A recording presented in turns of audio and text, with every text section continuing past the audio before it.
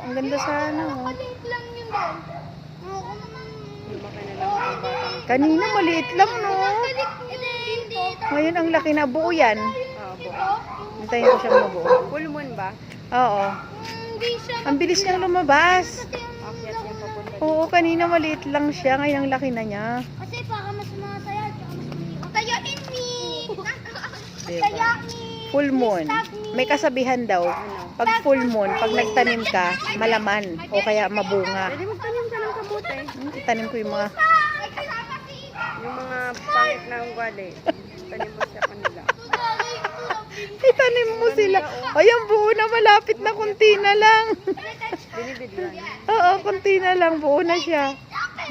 O yan, bilog na siya. Oo, ang ganda-ganda niya. O yan, di ba? Ang bilis, no? Ibig sabihin, kaya mabilis ang oras. Guys, relax. Napansin mo? Yun ang ibig sabihin, mabilis ang oras. Alas 5 pa lang dati maliwanag ngayon. Alas 5 madilim pa eh. Mm-mm. Tapos kasama yung mga batang naglalaro. Oo. Diba? Ganyan tayo nung maliliit tayo. Palabas na yung buwan, nandun pa sila gabi na. Pag uwi mo sa bahay, may palo ka na. Ang ganda oh. Ang ganda na. Yay! Buo na siya. Yan.